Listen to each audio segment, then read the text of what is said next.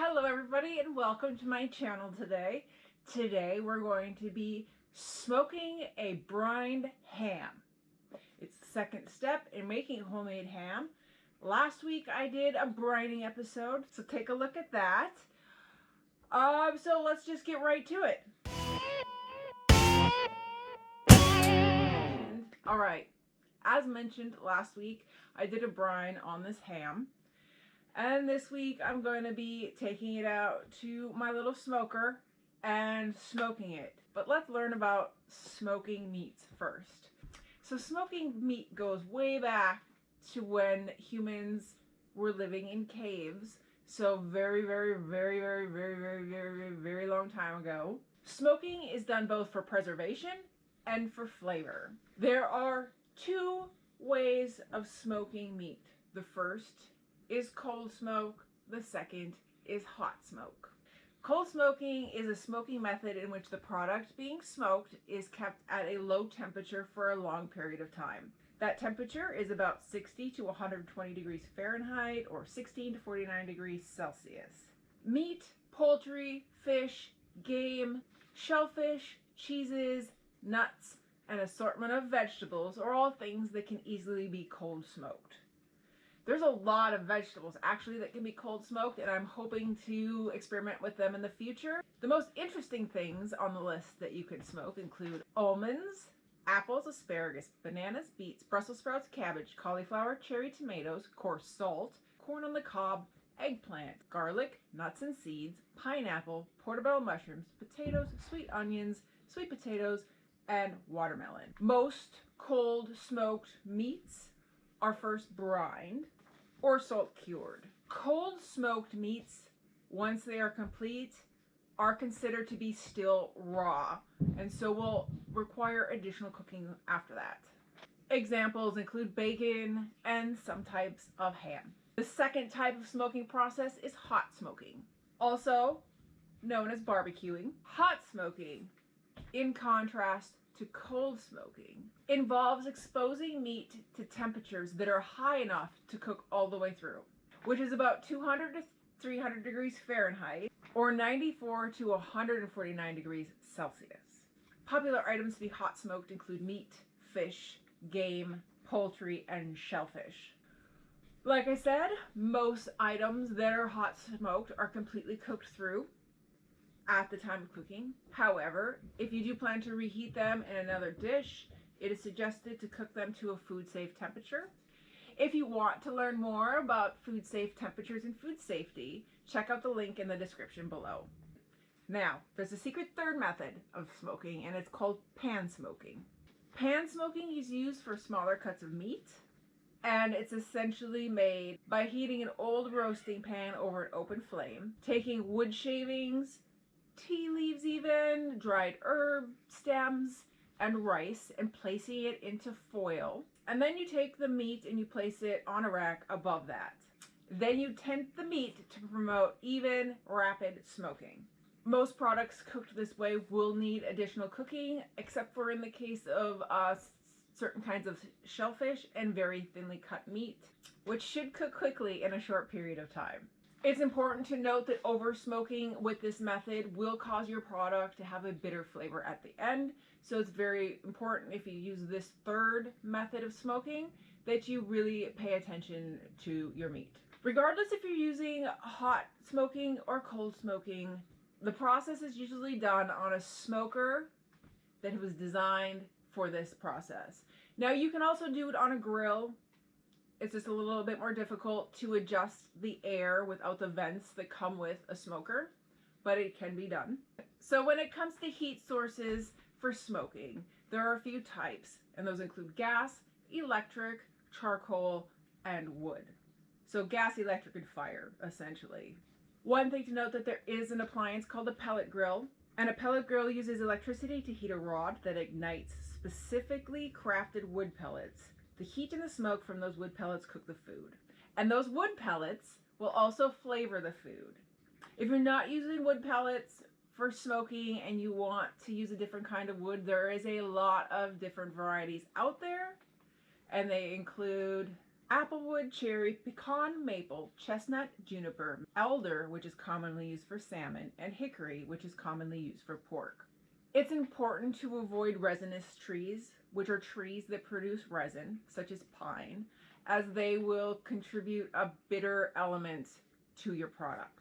Tea and dried herb stems can also be added to your wood type in order to produce specialty flavors.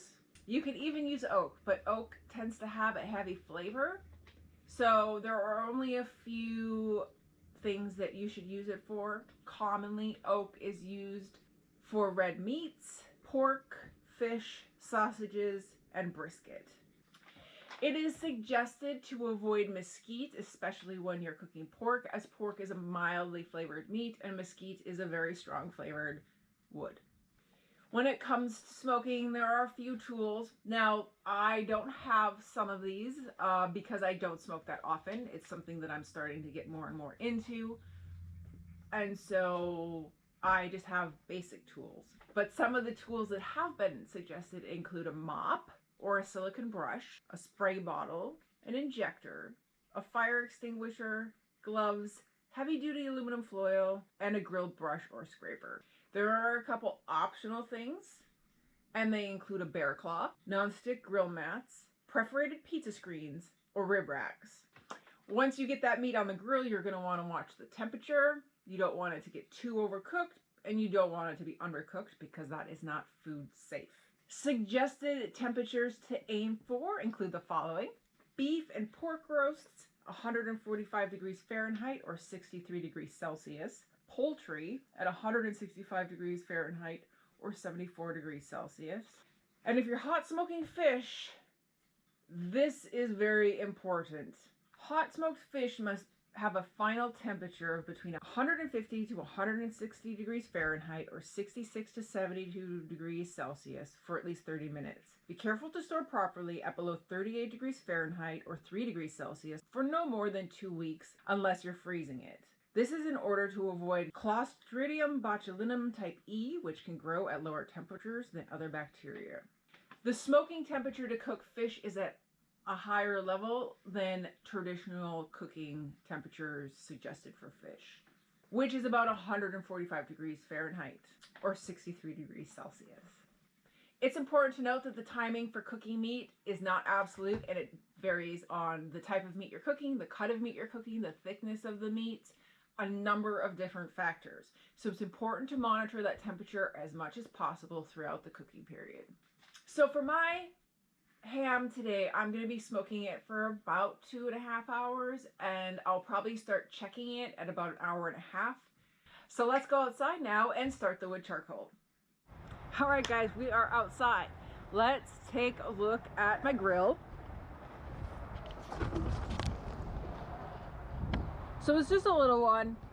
It was successful when I used it last fall to smoke a ham. It should be just as successful today. This is the wood charcoal I'll be using today.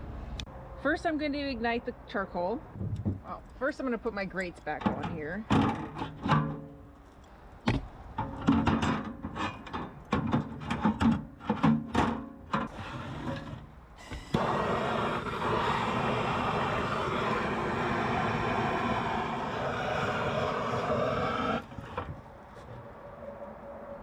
So let's see how that goes.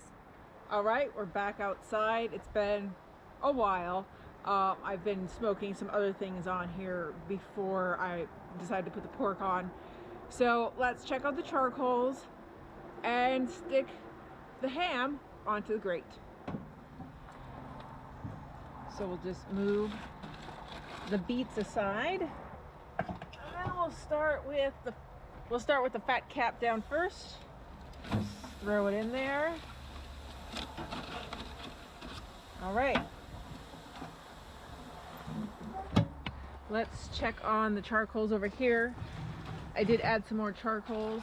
I'm going to replace the wood with some fresh soaked wood.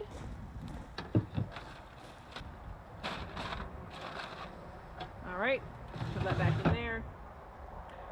We'll be back a little later.